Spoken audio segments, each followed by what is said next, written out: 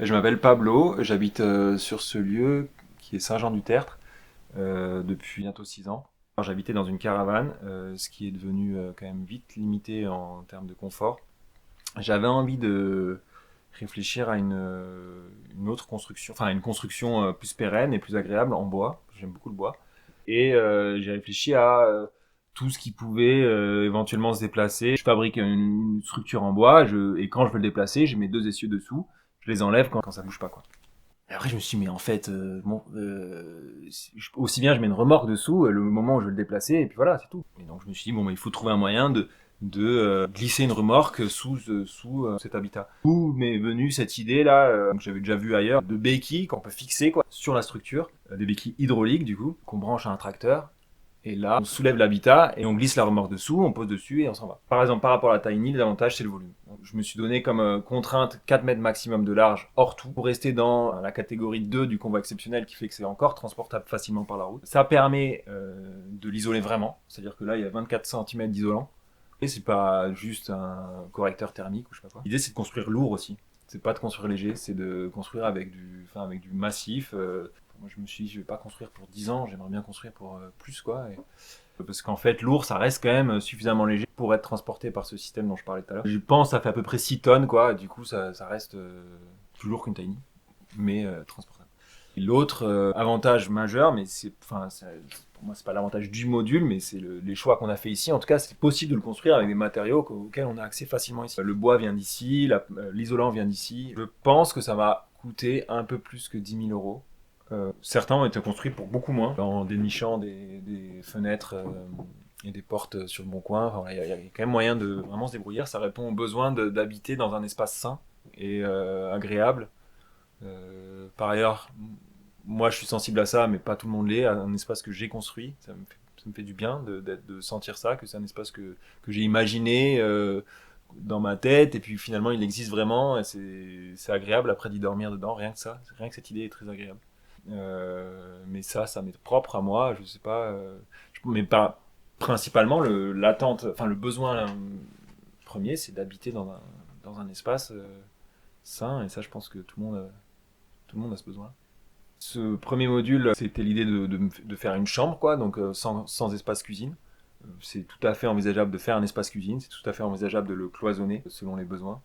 Et il se trouve que quand même le volume n'est pas non plus énorme. Là, il y a 22 mètres carrés, on a réussi à les faire un peu plus grands là. Peut-être on arrive à 26 mètres carrés. Donc ça reste un petit studio, donc qui est limité en aménagement. Enfin, en termes d'habitat, du coup, on peut quand même, selon les compromis qu'on est prêt à faire, on peut mettre plein de choses dedans. Et par ailleurs, bah, ça peut servir à faire un petit atelier, un espace de stockage, à tout en fait. Enfin, dans la mesure de tout ce qui pourrait rentrer dans un volume comme celui-là. Quoi. Il n'y a aucune raison de le limiter à un habitat. Les béquilles, ou je sais pas comment on les appelle, ils ont servi à pas mal de gens. Et ça a permis d'amortir un peu le coût d'achat de ces choses-là. Et surtout, ça a permis de valider l'idée, quoi. Moi, ça m'a fait plaisir que l'idée elle fonctionne, quoi. J'ai conceptualisé, construit et testé ces vérins hydrauliques.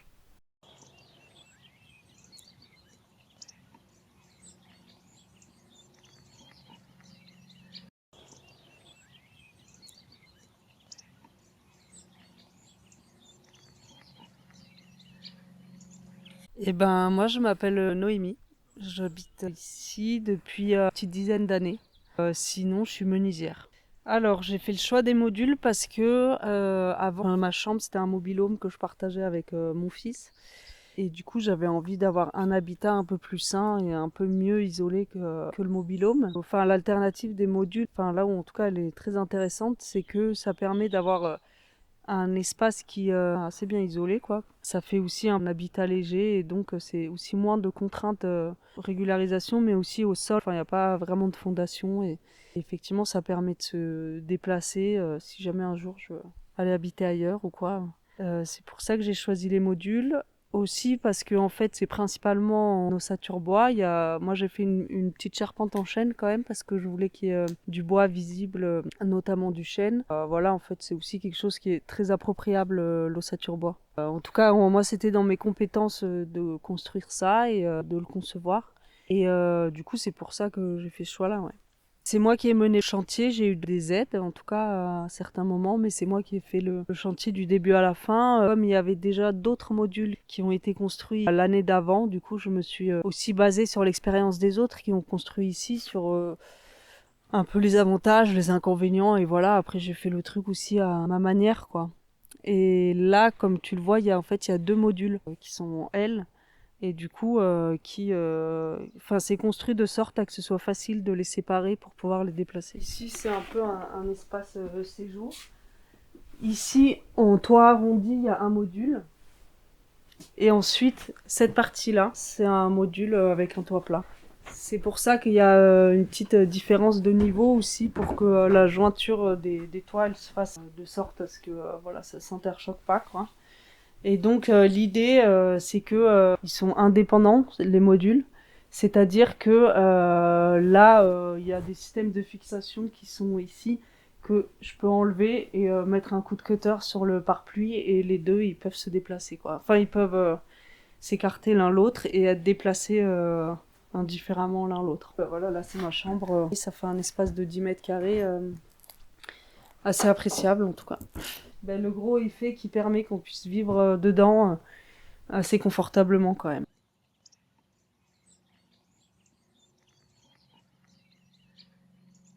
Je m'appelle Christophe, je suis maraîcher ici à la Hulotte. Ça fait 5 ans du coup que je suis ici. On fait du maraîchage en traction animale en faisant des légumes plein champ en gros. Moi ça fait une quinzaine d'années que je travaille dans l'agriculture.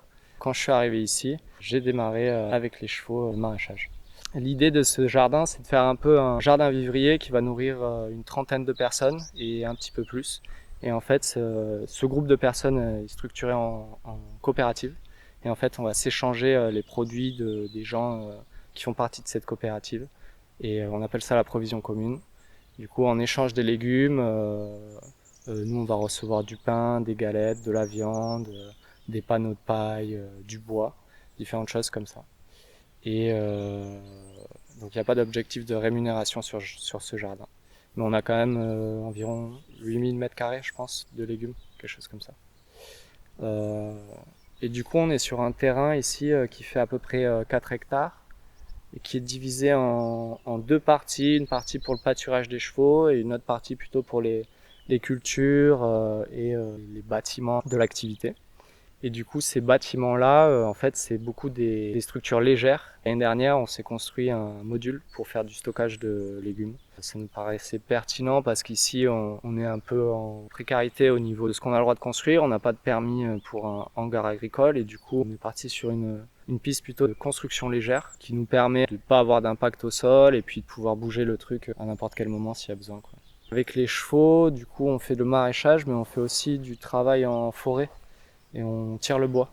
Donc le bois qui va être scié à la scierie à Bellevue, là, il est ramené par les chevaux. Et c'est aussi ce même bois qu'on a utilisé pour fabriquer les modules qu'on a fait ici. Le module, donc nous on l'a fait pour faire du stockage de légumes. Principalement là-dedans on met nos courges, nos patates. On a fait un petit appentis devant pour mettre nos oignons. On a construit 2 mini-modules, on va dire. Pour mettre des carottes, c'est des silos de carottes. Nous, ce qu'on avait besoin, c'est un endroit où on regroupe tous nos légumes l'hiver. Parce que jusqu'à présent, on les dispatchait un peu à droite à gauche, chez des voisins, dans des maisons, et c'était pas très pratique.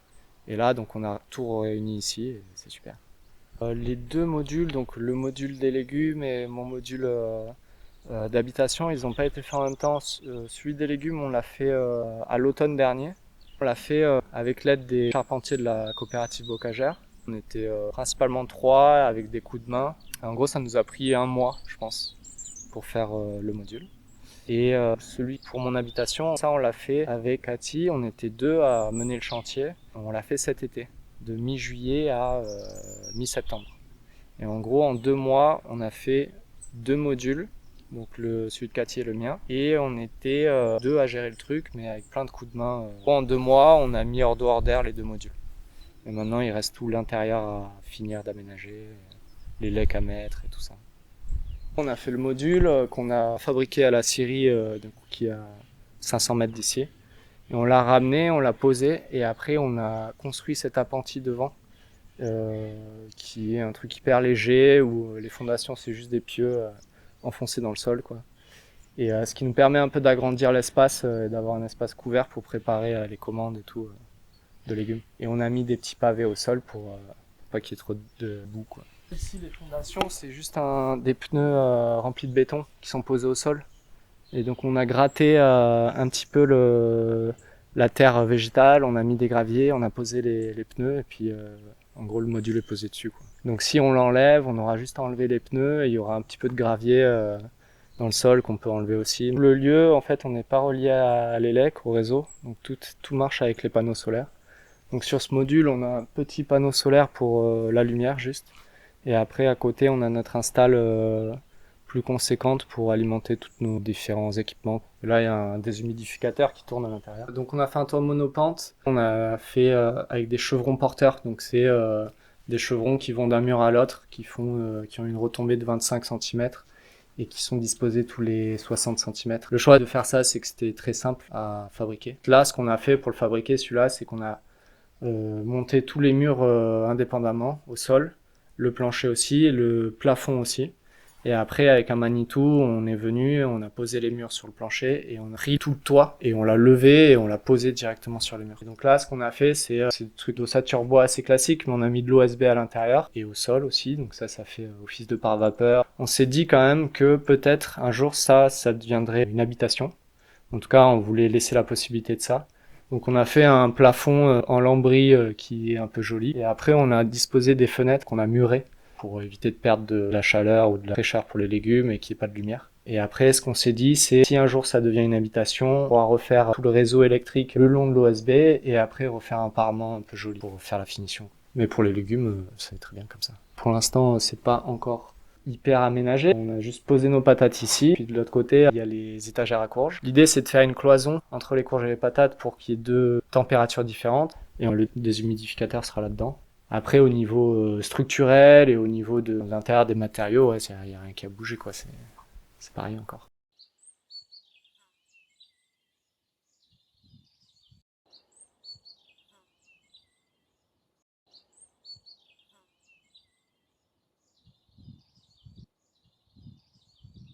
Devant, ce que je veux faire, c'est une espèce de balcon terrasse tout le long qui prend le module en L, quoi. Et avec une casquette devant. En calculant un peu le truc par rapport aux rayons du soleil pour que l'été ce soit à l'ombre et l'hiver au soleil. C'est ça l'idée. Et avec les panneaux solaires sur la casquette. On s'est dit on va faire à peu près le même parce que ça sera plus efficace. On aura tout exactement en double à faire et du coup une fois qu'on l'aura fait une fois, faire la deuxième fois sera beaucoup plus rapide. Et c'est ce qui s'est passé, quoi. Et c'est bien, je pense. Enfin moi je suis content en tout cas. Et ici, ce qu'on s'est dit, c'est qu'on voulait faire quelque chose de plus agréable pour vivre. Du coup, on a choisi de faire des fermes apparentes et avec des pannes apparentes comme ça, pour casser un peu le côté boîte que ça peut faire s'il n'y a pas ça. Et celui-là, il fait 8,75 m. Quand je l'ai posé ici, il y a eu les canicules juste après. J'ai pas encore la casquette, du coup il y avait le soleil qui tapait plein fer. Et malgré ça, il faisait quand même meilleur à l'intérieur. Et là, avec les deux fenêtres qui sont de chaque côté, je peux faire un courant d'air aussi qui est pas mal. Mais je pense avec la casquette, l'été, il fera bon, quoi. Enfin, c'est le plan en tout cas. Qu'il fasse bon l'été, bon l'hiver. Et que ce soit agréable de rentrer chez soi.